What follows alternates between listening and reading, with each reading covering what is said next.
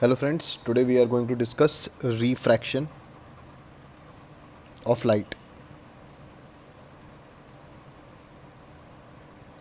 Last class में हमने discuss किया था स्फेरिकल मिरर्स के बारे में, ठीक है। रिफ्लेक्शन वाला पार्ट था वो, जिसमें मैंने एक प्लेन मिरर और स्फेरिकल मिरर के बारे में डिस्कस किया था। तो स्फेरिकल मिरर के लिए मैं आपको लिंक डिस्क्रिप्शन में डाल दूंगा, तो आप वहाँ से एक बार स्फेरिकल मिरर देख सकते हो, तो रिफ्लेक्शन वाला पार्ट आपका हो जाएगा। अब हम बात करते हैं refraction of light. Refraction of light का मतलब क्या होता है? मान लीजिए ये एक सरफेस है, ठीक है, और यहाँ पे मैंने मान लीजिए कोई लिक्विड या पानी मान लिया मैंने यहाँ पे, है ना। तो होगा क्या कि अगर कोई लाइट यहाँ पे ऐसे आए, ये लाइट आई आपकी मान लीजिए, ठीक है, अगर ये वापस से बाउंस बैक हो गई, इसको बोलते हैं बाउंस बैक होना, तो इस फिनोमेना को बोला जाता है reflection. Bouncing back of the light in the same medium is called as reflection. लेकिन अगर यही रेखा कुछ अंदर चली जाए इस मीडियम के अंदर, तो इसको हम बोलेंगे रिफ्रैक्शन, ठीक है। मैंने आपको लास्ट वीडियो में भी ये चीज़ बताई हुई है कि दोनों फिनोमेना साइमल्टेनियस होते हैं, लेकिन हम इन दोनों को अलग अलग पढ़ते हैं, अलग अलग स्टडी करते हैं, राइट। तो रिफ्रैक्शन में क्या होगा, अगेन मैं यहाँ पे मैं एक सरफेस बना देता हूँ आपके लिए। मान लीजिए ये आपकी रे गई है, राइट। इसको हमने बोल दिया इंसिडेंट रे, इसको हमने क्या बोल दिया, इंसिडेंट रे। इसको मैंने बना दिया, ये हो गया आपका नॉर्मल, तो ये वाला एंगल हो जाएगा angle of incidence, right.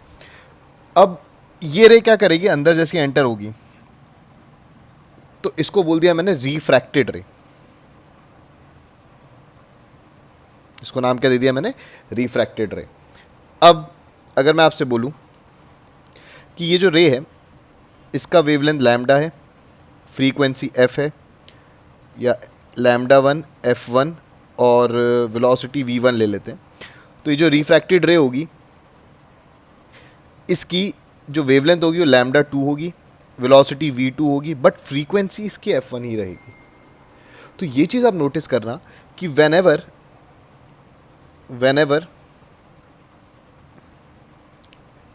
the ray enters in any medium,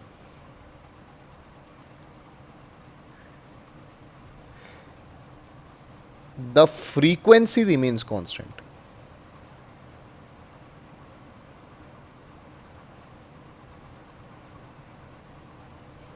frequency क्या रहेगी, कांस्टेंट रहेगी, फ्रीक्वेंसी चेंज नहीं होगी। क्योंकि देखो, अगर आप ऐसा समझो कि आपने एक लाल रंग की लाइट पानी में डाली है, तो लाल रंग की ही रहेगी, उसका कलर चेंज नहीं होता, ठीक है। तो frequency is responsible for colour, ये भी एक इंपॉर्टेंट एस्पेक्ट है। Frequency is responsible for the colour,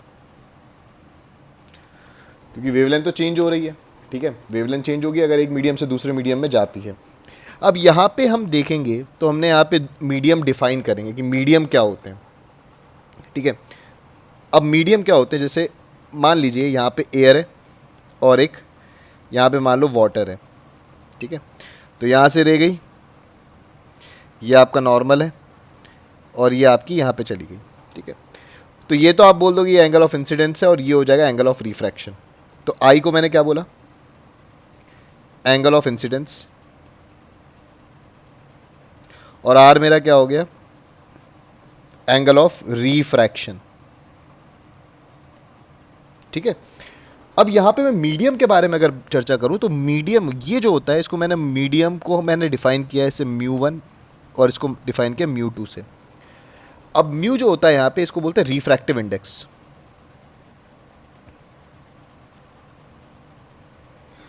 अब रिफ्रैक्टिव इंडेक्स बेसिकली क्या होता है, तो ज़रा इसको समझिए कि एयर और वाटर में अगर मैं कंपैरिजन करूं, ठीक है, आपने 10th स्टैंडर्ड में पढ़ा होगा, आप बोलते थे कि जो वाटर होगा, एयर और वाटर के केस में वाटर डेंसर मीडियम होगा और एयर रेयरर मीडियम होगा। लेकिन आप एयर और वैक्यूम को अगर कंपैरिजन करेंगे तो वैक्यूम रेयरर हो जाएगा और एयर डेंसर हो जाएगी उसके कंपैरिजन में। तो बेसिकली जो रिफ्रैक्टिव इंडेक्स के बारे में बात करूंगा, ये एक रिलेटिव टर्म है। क्या है ये, रिलेटिव टर्म है। तो रिलेटिव टर्म का मतलब क्या है कि भैया कंपैरिजन करोगे तो वो चीज़ें अपने अनुसार चेंज होती जाएंगी, तो आप वैल्यू देख के बता पाओगे कि कौन सी चीज़ ज़्यादा डेंसर है और कौन सी चीज़ ज़्यादा रेयरर है। अब डेंसर और रेयरर से मतलब क्या होगा, अगर मान लीजिए कोई चीज़ अगर डेंसर रहेगी तो इसका मतलब ये है कि वो स्पीड ऑफ लाइट को कम करेगी, ठीक है, वहाँ पे लाइट को ट्रैवल करने में दिक्कत होने वाली है, तो इसलिए स्पीड ऑफ लाइट हम बोलते हैं जो मैक्सिमम रहती है वो वैक्यूम में रहती है। एयर में भी अप्रॉक्सीमेटली सेम ही रहती है, ज़्यादा डिफरेंस नहीं आता, तो हम वैक्यूम में और एयर में इक्वल मान लेते हैं। लेकिन जैसे ही आप मीडियम चेंज करोगे, in that case speed of light क्या होगी, थोड़ी सी चेंज होगी, ठीक है। तो यहाँ पे हमने ये चीज़ को डिफाइन किया है। तो म्यू1 मैंने यहाँ पे जैसे बोल दिया रिफ्रैक्टिव इंडेक्स ऑफ एयर, अभी के लिए, या और कोई भी मीडियम हो सकता है। यहाँ पे म्यू2 को मैंने बोल दिया refractive index of water. Now अब देखो, आपने बचपन में एक चीज पढ़ी होगी, when ever a ray travels from rarer to denser medium,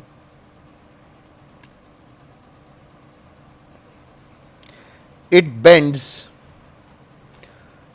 towards the normal। ये क्या करेगा, it bends towards the normal। तो ये नॉर्मल की तरफ बेंड हो जाता है अगर आप रेयरर से डेंसर मीडियम की तरफ जा रहे हैं। अब इसका रीज़न समझिए कि होता क्या है, जैसे मान लो एक मीडियम है आपके पास, करेक्ट, आपके पास रे आई ऐसी, ये हो गया आपका एंगल ऑफ इंसिडेंस, करेक्ट। अब होगा क्या कि अब रे को तो प्रॉब्लम आ रही है, इसको ऑब्स्ट्रक्शन बहुत मिल रहा है। आप जैसे गाड़ी में जाते हैं बहुत सारे गड्ढे मिलते हैं जैसे आपको, वैसे ही यहाँ पे क्या हो रहा है, इसको भी ऑब्स्ट्रक्शन मिल रहा है, इसकी स्पीड कम हो रही है। तो ये कोशिश क्या करती है रे कि जल्दी से जल्दी यार मेरे को इस मीडियम से निकलना है। तो आपको पता है कि कोई भी जैसे यहाँ पे एंटर होगी इस पॉइंट ए पे, तो इस पॉइंट को अगर आप देखेंगे तो ये ए पॉइंट से अगर आपको बी पॉइंट तक पहुँचना है तो यही एक पाथ है जो सबसे शॉर्टेस्ट रहेगा। ये जो रहेगा ये एक शॉर्टेस्ट पाथ रहेगा।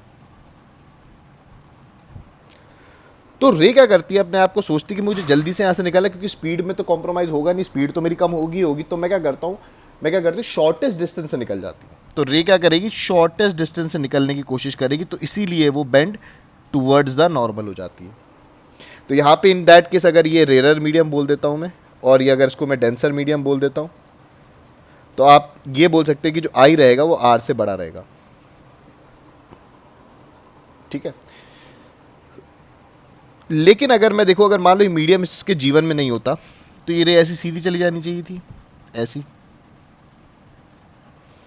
तो अगर ये एंगल आई है तो ये पूरा एंगल भी आई होना चाहिए था, और ये एंगल कितना हो जाएगा बताइए, इस हिसाब से ये वाला एंगल हो जाएगा आई माइनस आर, ठीक है। तो बेसिकली यही आपका एंगल ऑफ डेविएशन हो जाएगा। डेल्टा क्या हो गया आपका, angle of deviation. Angle of deviation क्या बताता है कि कितने से डेविएट होगी आपकी रे, इसको जाना कैसे था और गई कैसे। तो ये हो गया उसका एंगल जो हो गया, यहाँ पे हम बोल देंगे इसको एंगल ऑफ डेविएशन, जो कि यहाँ पे अगर आप देखेंगे तो आई माइनस आर हो जाएगी, ठीक है भाई, बहुत बढ़िया, बहुत शानदार। अब हम बात करें अगर और आगे की, तो यहाँ पे सबसे पहले यहाँ पे जो टर्मिनोलॉजीज़ है, कैसे उसको आपको लिखना है, क्या क्या इसके फॉर्मूलेज हैं बेसिक, ठीक है, वो हम यहाँ पे थोड़ा सा नोटिस करें। जैसे कि मैंने आपसे बोला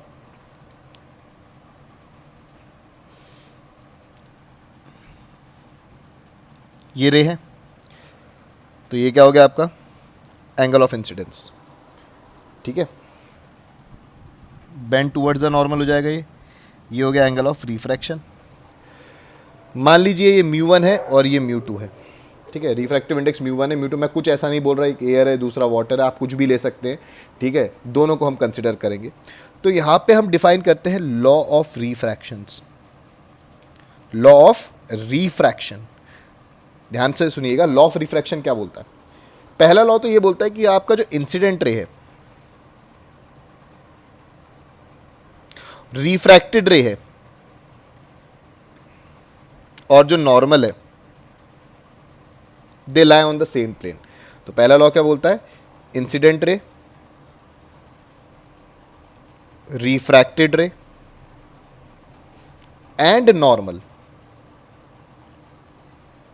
lie on the same plane, एक ही प्लेन पे लाई करेंगे, मतलब ये तीनों कोप्लेनर रहेंगे। तो अगर आपको तीनों को किसी वेक्टर से रिप्रेजेंट कर दिया जाए तो आपको पता है कि ये सारे के सारे कोप्लेनर होने चाहिए, ठीक है। तो ये ध्यान रखिएगा, ये तीनों एक ही प्लेन में लाई करने चाहिए। दूसरा, इसे बोलते हैं स्नेल्स लॉ। दूसरा लॉ क्या है, दूसरा जो इसका लॉ है उसको स्नेल्स लॉ के नाम से भी जाना जाता है। जरा उसके बारे में बात करते हैं। स्नेल्स लॉ क्या बोलता है? तो स्नेल्स लॉ को समझने के लिए वापस से मैं आपके लिए वो डायग्राम दोबारा बनाता हूं। ये आपकी रह गई, ये एंगल ऑफ इंसिडेंस है,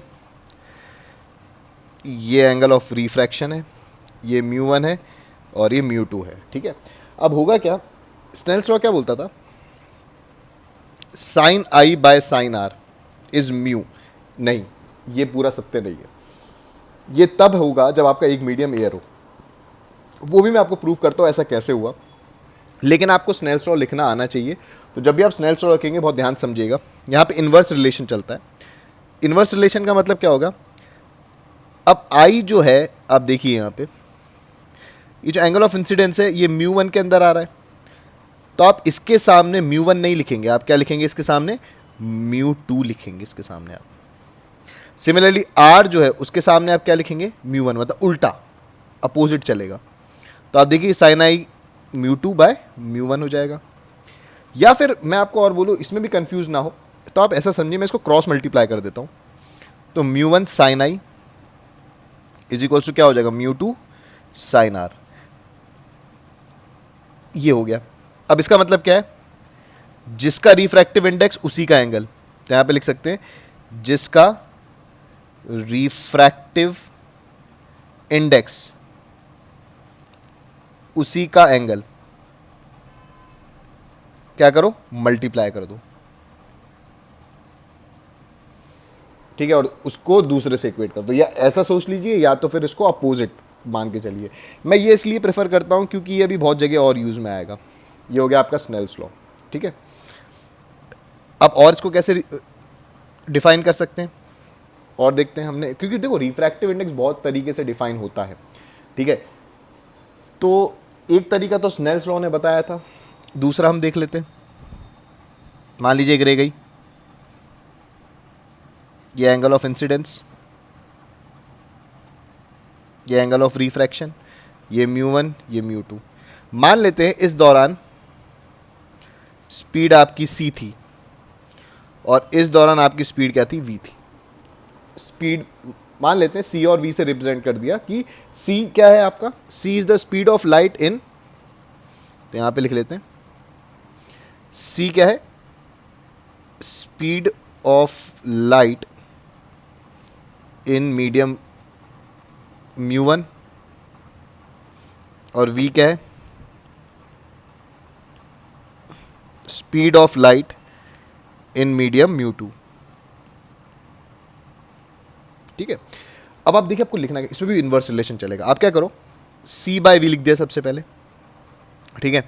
अब मेरी बात ध्यान समझो, c जो था, ये देखो ग्रीन से बना रहा हूं, c जो था वो μ1 के अंदर था, लेकिन आप उसके आगे अपोजिट वाला रिफ्रैक्टिव इंडेक्स लिखेंगे। v के सामने आप अपोजिट वाला लिखेंगे, मतलब μ1 लिखेंगे। तो आप देख सकते हैं c के सामने क्या आ जाएगा, μ2 आ जाएगा, और v के आगे μ1 आ जाएगा। अपोजिट देखो, हमने दूसरा इसको डिफाइन कर दिया ऐसे ही, ठीक है। अब देखिए, मान लीजिए इस दौरान λ1 इसका वेवलेंथ था और f1 फ्रीक्वेंसी थी। जैसे रिफ्रैक्ट हुई λ2 और f1, यहाँ पे देखिए फ्रीक्वेंसी चेंज नहीं हो रही, इसलिए मैं f2 नहीं लिख रहा, f1 लिख रहा हूँ, ठीक है। तो आपको अगर एक रिलेशन समझ में आता हो कि velocity is equals to lambda into f होता है, ठीक है। तो आप देख सकते हैं सेकेंड इक्वेशन में अगर मैं c की जगह लिखता हूँ λ1 f1 और v की जगह लिखता हूँ λ2 f1, देखिए f2 नहीं लिख रहा हूँ क्योंकि फ्रीक्वेंसी चेंज नहीं होती। आप देख सकते हैं f1 से f1 कैंसिल हो जाएगा, तो λ1 by λ2 is equals to mu two by mu one. एक तरीका और इसको डिफाइन करने का। अब जो स्नेल्स लॉ आपने 10th स्टैंडर्ड में पढ़ा था वो क्या कहता है वो ज़रा समझिए कि स्नेल्स लॉ, अगर मैं दोबारा लिखता हूँ, स्नेल्स लॉ जो हमने बचपन में पढ़ा था, बचपन वाला, वो भी सही है, लेकिन उसमें उनने क्या किया था कि मान लो उसने बोला यहाँ पे एयर है, ठीक है, एयर का एक्चुअली रिफ्रैक्टिव इंडेक्स 1 से थोड़ा सा बड़ा होता है, लेकिन हम वैक्यूम और एयर के केस में 1 ही मान लेते हैं। तो यहाँ पे मैंने रिफ्रैक्टिव इंडेक्स 1 मान लिया, ठीक है। आप दूसरा कोई एक मीडियम ले लीजिए, मुझे नहीं पता है, कोई भी मीडियम हो सकता है, इसका रिफ्रैक्टिव इंडेक्स म्यू मान लिया। तो जब भी रे एंटर होगी, ये आई है, ये आर है, ठीक है। तो अब मैं लिख रहा हूँ स्नेल्स लॉ, ध्यान से रखिए। तो कैसे लिख सकते हैं, sine i by sine r लिखा मैंने, और देखिए आई के सामने आप क्या लिखेंगे, दूसरे वाले का रिफ्रैक्टिव इंडेक्स मतलब म्यू, और इसका तो 1 है ही, तो देखिए ये वही चीज़ हो गई। ये जो 1 है, या नीचे कुछ नहीं लिखा था यहाँ पे, अगर मैं इसको और अच्छे से लिखूंगा तो sine i divided by sine r लिखेंगे इज इक्वल्स टू म्यू। तो इसका मतलब ये हुआ कि जो नीचे लिखा हुआ 1 है, जो आपको दिख नहीं रहा है, वो basically refractive index of air या वैक्यूम था, जो हमें दिख नहीं रहा था, लेकिन वो था। यहाँ पे एक्चुअली गलती होती है, क्योंकि ज़रूरी नहीं कि हमेशा हर बार वो आपको एक मीडियम एयर ही दे, वो आपको कोई दूसरा मीडियम देगा तो आप फंस जाओगे। इसलिए इसको यूज़ मत करना हमेशा। आप हमेशा क्या, अपने तरीके से इसको इस्तेमाल करना, जो मैंने आपको ऊपर एक्चुअली में बताया था। ये तरीका हमारा सबसे सटीक रहेगा, ठीक है। तो ये था हमारा स्नेल्स लॉ, ठीक है। तो एक बात हमने ये की, अब इसका कुछ रिप्रेजेंटेशन भी देख लेते हैं। किसका, रिफ्रैक्टिव इंडेक्स का। कभी कभार ऐसे लिखा जाता है 1 म्यू 2 ए म्यू जी, ऐसे करके सबस्क्रिप्ट लिखे जाते हैं। तो इसको हम राइट और राइट पहले पढ़ते हैं, लेफ्ट बाद में पढ़ते हैं। तो सबसे पहले हम इसको बोलेंगे refractive index of 2 with respect to 1। देखिए राइट टू द लेफ्ट, ये राइट में लिखा हुआ था, देखो राइट सबस्क्रिप्ट था, और ये लेफ्ट में लिखा हुआ तो ये लेफ्ट सबस्क्रिप्ट था। तो 1 म्यू 2 को कैसे और लिख सकते हैं, राइट पहले लिखेंगे, लेफ्ट नीचे लिखेंगे। ये देखिए, तो राइट पहले लेफ्ट बाद में, या राइट पहले लेफ्ट नीचे। जैसे आपको लिखा गया A mu G, G stands for glass, A stands for air, तो इसको हम कैसे पढ़ेंगे, refractive index of glass with respect to air. तो ए म्यू जी को हम लिख सकते हैं mu G by mu A. ये देखिए डायरेक्ट, कोई दिक्कत नहीं है इसमें, है ना। तो पहले राइट लिखेंगे, फिर क्या लिखेंगे, लेफ्ट लिखेंगे। तो एक ये चीज़ भी, इसका रिप्रेजेंटेशन इंपॉर्टेंट है। अब जैसे 1 म्यू 2 को आपने लिखा ऐसा, ऐसे 2 म्यू 1 को अगर मैं लिखता हूँ तो क्या लिखूंगा, म्यू 1 बाय म्यू 2, ऐसे लिख सकता हूँ। मान लीजिए इक्वेशन नंबर 1 है, ये इक्वेशन नंबर 2 है। अगर मैं 1 मल्टीप्लाई बाय 2 करता हूँ तो देखिए क्या आ जाएगा, 1 mu 2 into 2 mu 1 is equals to 1। देखिए, क्योंकि म्यू 2 से ये म्यू 2 कैंसिल, म्यू 1 से ये म्यू 1 कैंसिल, तो 1 mu 2 is equals to 1 by 2 mu 1। मतलब आपको अगर इनके कोएफिशिएंट्स वगैरह चेंज करने हो, म्यू के मतलब 1 2 लेफ्ट और राइट को इधर उधर करना हो, तो आपको उसको इन्वर्स में लिखना पड़ेगा, मतलब वही चीज़ आपके डिनोमिनेटर में आ जाएगी। तो ये भी एक रिलेशन आपको मिल गया है, ठीक है। देखो ये सब रिलेशन आपको कंफ्यूजिंग नहीं लगने चाहिए। मैं आपको एक सिंपल सा तरीका बताया है, इन्वर्स लेना है हमेशा। इन्वर्स में ही आपका आराम से काम हो जाएगा, कोई दिक्कत नहीं है, ठीक है।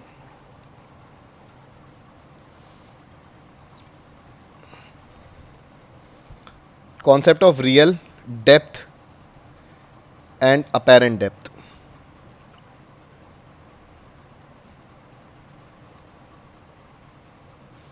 रियल डेप्थ का मतलब क्या होता है, ये समझिए पहले। एक कंटेनर है मेरे पास,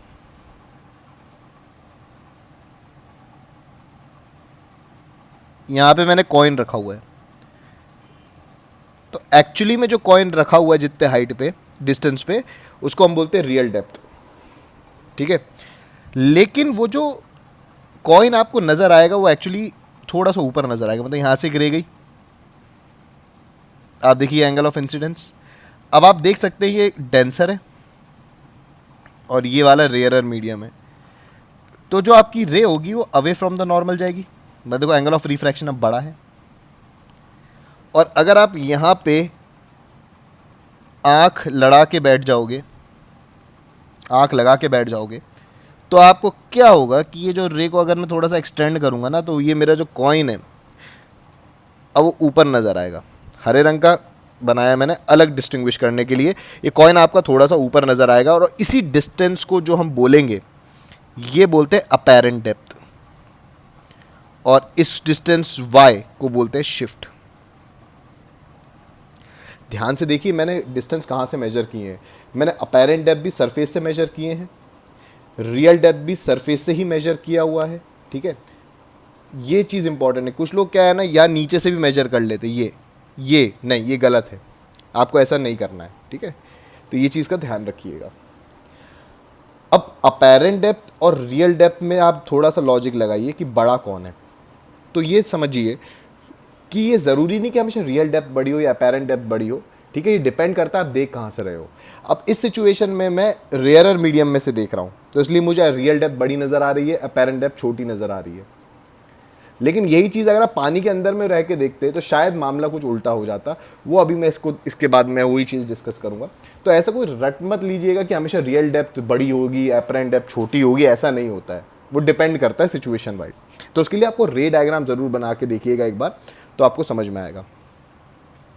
अब देखिए real depth upon apparent depth लिख रहा हूँ। तो रियल डेप्थ किस में आनी चाहिए थी? देखो रेयर मीडियम को थोड़ी देर के लिए ऐसा मान लो कि ये एयर थी, मान लो कि ये एयर थी, तो इसका रिफ्रैक्टिव इंडेक्स 1 हो जाएगा, ठीक है। और पानी का रिफ्रैक्टिव इंडेक्स मैंने म्यू मान लिया, ठीक है। रियल डेप्थ आपको कब दिखती? जब पानी नहीं होता, मतलब तब एयर होती। क्लियर हुआ? तो रियल डेप्थ आपको कब दिखती? जब एयर होती। तो हम एयर नहीं लेंगे, हम क्या लेंगे? पानी का रिफ्रैक्टिव इंडेक्स लेंगे। उल्टा चलता है यहाँ पे। रियल डेप्थ आपको एयर में नजर आएगी, लेकिन हम क्या करते हैं? उल्टा काम करते हैं यहाँ पे। तो रियल डेप्थ के सामने हम एयर का रिफ्रैक्टिव इंडेक्स नहीं लिखेंगे, किसका लिखेंगे? लिक्विड का लिखेंगे। क्या तुम्हें बात समझ में आई? ठीक है। तो अगर मान लो, अब देखो, अब तुम इसको बहुत और सिंप्लीफाई कर सकते हो। अब इसको एयर मत मानो, मान लो कि अब यहाँ पे μ1 था और यहाँ पे μ2 था। अब तुम बहुत आराम से डिस्टिंग्विश कर सकते हो। तो देख सकते हो, इसको लिख सकते हो μ2 बाय μ1। लेकिन मैं इंटरेस्टेड किस में हूँ? ये वाले में, कि रियल डेप्थ अगर मैं लिखता हूँ, ये देखो ध्यान समझना, तो मैंने लिखा है real depth by mu is equals to apparent depth. ये देखो, इसको मैं यहाँ पे लिख रहा हूँ ऐसे। अब देखिए, खुद सोचिए, रियल डेप्थ बड़ी थी अपेरेंट डेप्थ से, और ये जो म्यू है, देखो म्यू हमेशा ग्रेटर देन 1 ही रहने वाला है, या इक्वल टू 1। तो आप खुद सोचिए, देखिए म्यू अगर डिवाइड हो रहा है तो समझ जाइए जिससे वो डिवाइड हो रहा है वो क्वांटिटी बड़ी है, क्योंकि आप कोई भी क्वांटिटी में 1 से बड़ी वैल्यू को डिवाइड करेंगे तो ओवरऑल छोटी हो जाएगी। तो आप इसके ये देख के बता सकते हैं कि यहाँ पे अपेरेंट डेप्थ लेस है और रियल डेप्थ ज़्यादा है, इसलिए आप ऐसा कर पा रहे हैं, ठीक है। अब मैं यहाँ पे 2 सिचुएशन लेता हूँ, बहुत ध्यान से समझिएगा, क्योंकि ये जो कंसेप्ट मैंने आपको यहाँ पे बताया ना कि म्यू अगर किसी चीज़ में मल्टीप्लाइड है, तो देखो कोई बड़ी चीज़, कोई छोटी चीज़ में अगर आप 1 से बड़ी क्वांटिटी मल्टीप्लाई करोगे तो और बड़ी हो जाएगी, ठीक है। क्योंकि अगर आप इसको ऐसे भी लिख सकते थे कि real depth is equals to mu times AD, तो आप समझ जाइए म्यू अगर मल्टीप्लाई होगा तो वो छोटी में क्वांटिटी में होगा, और अगर वो डिवाइड हो रहा है तो वो बड़ी क्वांटिटी में डिवाइड हो रहा है, तभी चीज़ ये वैलिड होगी, ठीक है। चलिए और सिचुएशन है और एनालाइज करते हैं इसको।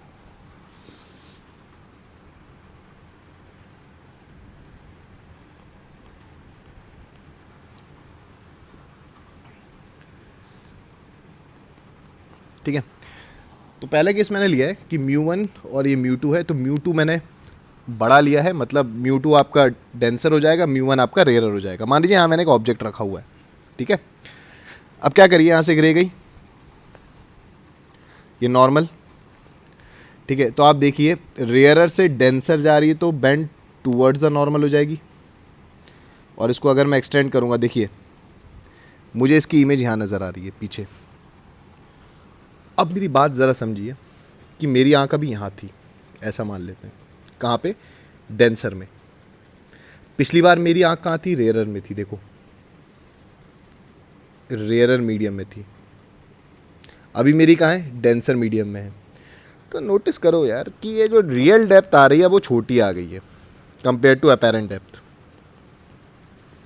तो रियल डेप्थ छोटी है, तो छोटी में अगर मैं म्यू का मल्टीप्लाई करूंगा तभी ना वो बड़ी बनेगी।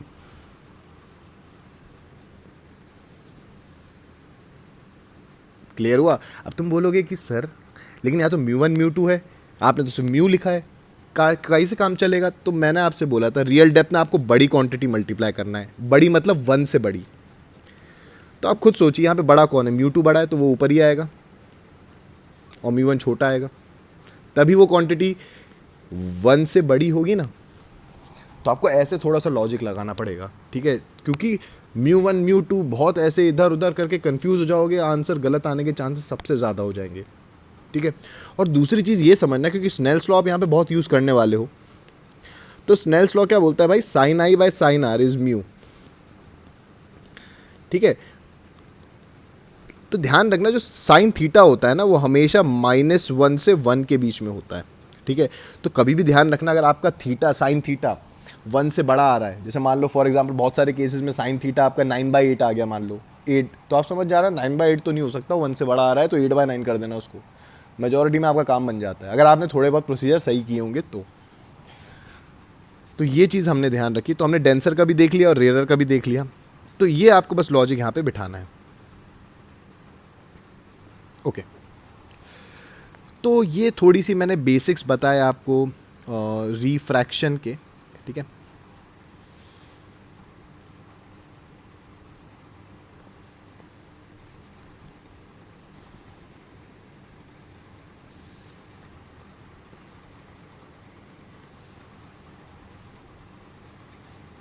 मान लीजिए बहुत सारे मीडियम है ऐसे, मैं 2-3 ही बना रहा हूँ, ठीक है?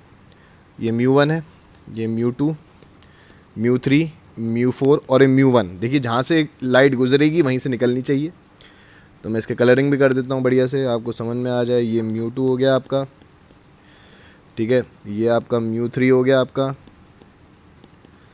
ये आपका म्यू4 हो गया आपका, ठीक है? ये अलग अलग कलर से मैंने यहाँ पे डिस्टिंग्विश किया हुआ है, ठीक है? अब मैं एक ऐसा करता हूँ, एक रे यहाँ पे बनाता हूँ, ठीक है? ये रे बनाता हूँ मैं ग्रीन कलर से, तो ये देखिए रे मेरी ऐसी निकली, ये हो गया एंगल ऑफ इंसिडेंस आई, ठीक है? तो ये रे टुवर्ड्स द नॉर्मल जाएगी और देखो ये एंगल कितना बनाएगी, मान लो R1 एंगल बनाया इसने, ठीक है? अब ध्यान से समझना, अगर ये R1 है तो ये एंगल भी R1 होगा, जिसे आप बोलते हो ऑल्टरनेट इंटीरियर एंगल्स, ठीक है? तो ये दोनों R1 रहेंगे। तो ध्यान रखना, अब ये सरफेस नंबर 1 है, पिंक से बना देता हूँ अलग, ये सरफेस नंबर 1, सरफेस नंबर 2, ये लिख लीजिए सरफेस नंबर 3 और ये लिख लीजिए सरफेस नंबर 4। तो देखिए सरफेस 1 के लिए एंगल ऑफ इंसिडेंस जो था वो क्या था? आई था। सरफेस 2 के लिए एंगल ऑफ इंसिडेंस R1 हो जाएगा, ठीक है? तो देखिए जैसे ये सरफेस 2 से जाएगी रे, ये देखिए वापस से अब और towards the normally away from the normal depending on the refractive index, ये R2 तो बच्चे ये भी R2, फिर अगेन ऐसा ही जाएगा मामला, ये R3 और फिर बाद में ये एंगल हो जाएगा E। मैंने E बनाया, एक्चुअली मुझे यहाँ पे I और E में रिलेशन चाहिए। आप देख सकते हैं पहले I एंगल ऑफ इंसिडेंस था, यहाँ पे लिख देता हूँ मैं आपके लिए, क्लैरिटी हो जाएगी। I जो है it is a angle of incidence for surface 1। R1 किसके लिए हो जाएगा? सरफेस 2 के लिए। R2 किसके लिए हो जाएगा? देखो सरफेस 3 के लिए। R3 किसके लिए हो जाएगा? सरफेस 4 के लिए। ऐसा। तो अब आप हर सरफेस के लिए स्नेल्स लॉ लगा सकते हैं। ध्यान से देखिए, पहले sign I by sign R1 पहले सरफेस के लिए लगा रहा हूँ, तो मैंने आपको बताया I के सामने अपोजिट वाला आएगा, तो देखो म्यू2 बाय म्यू1 आ जाएगा, राइट? सरफेस 2 के लिए लगाएंगे तो देखो एंगल ऑफ इंसिडेंस हो जाएगा R1, एंगल ऑफ रिफ्रैक्शन हो जाएगा R2। तो देखिए R1 के सामने अब क्या आ जाएगा, μ3 आ जाएगा, देखो अपोजिट चलेगा, और R2 के सामने क्या आ जाएगा, ये देखो μ2, तो μ3 बाय μ2। और देखें sign R2 by sine R3 वैसे ही। अब देखो R2 के सामने कौन आएगा, μ4 आ जाएगा, देखो ये देखिए, और R3 के सामने देखो μ3 आ जाएगा opposite. Last sine R3 by sine E कितना हो जाएगा, अब देखो E के सामने क्या आ जाएगा, μ4, अपोजिट चलेगा ना, नहीं R2 के सामने μ4 है तो E के सामने, सॉरी R3 के सामने ना, R3 के सामने μ1 आएगा देखो, और E के सामने आ जाएगा μ4, ये देखो। अब चारों इक्वेशन को मल्टीप्लाई करके देखोगे तुम्हें पता है क्या पता चलेगा, सब कैंसिल हो जाएगा, sine I by sine E बचेगा सिर्फ, is equals to 1। That means sine I is equals to sine E, sine ने साइन को मार दिया, ये लो भैया I is equals to E हो गया, खत्म खेल यहाँ पे। क्लियर हुआ?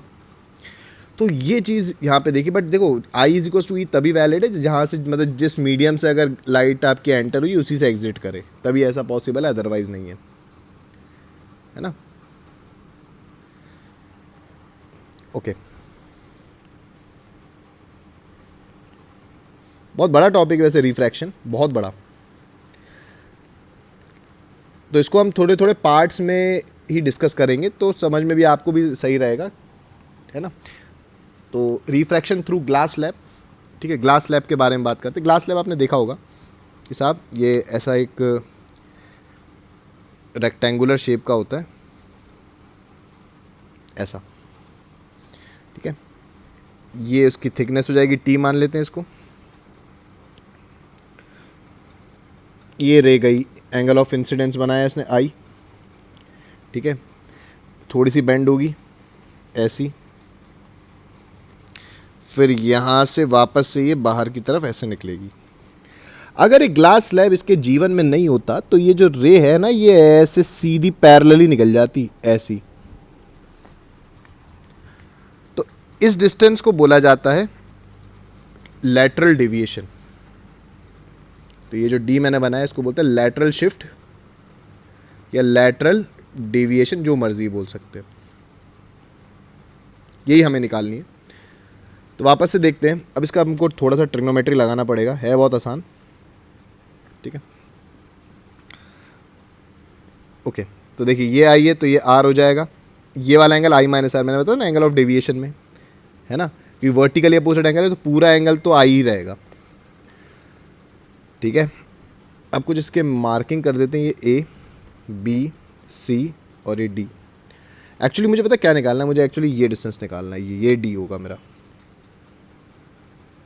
तो देखिए मैं ट्रायंगल्स ले रहा हूँ, सबसे पहला इन ट्रायंगल ए बी सी, देखिए कौन सा ट्रायंगल लिया, ए बी सी, ठीक है। अब ए बी सी में मैं लगाता हूँ साइन आर,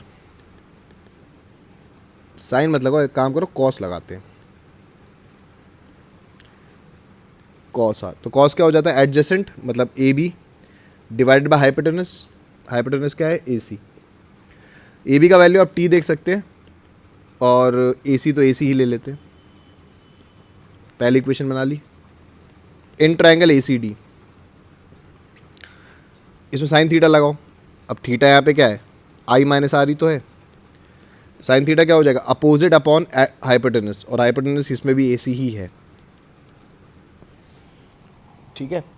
अब आप देख सकते हैं अगर दोनों इक्वेशन में ए सी को मैं इक्वेट कर दूं तो मेरा काम बन जाएगा, ठीक है।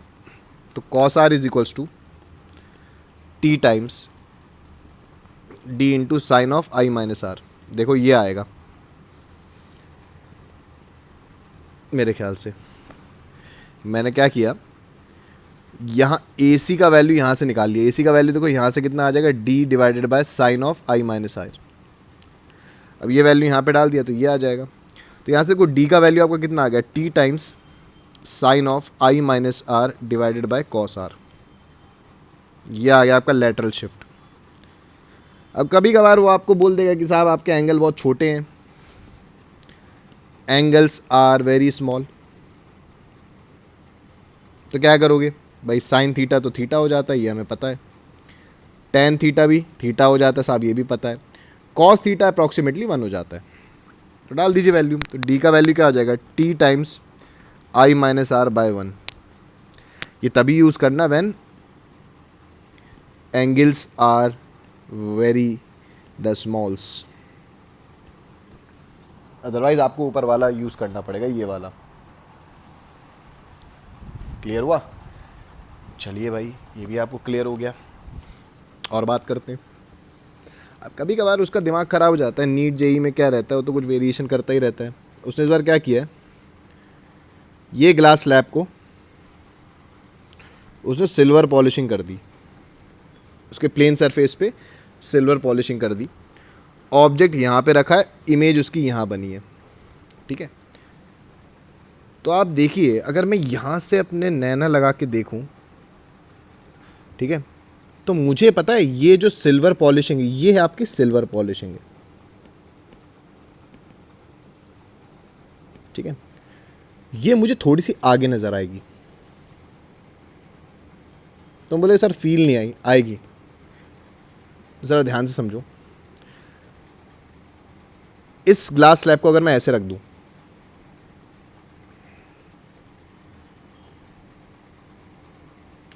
और नीचे एक सिल्वर पॉलिशिंग कर दूं, या फिर कॉइन रख दूं, ठीक है, तो अगर आप यहां से नोटिस करो इसको,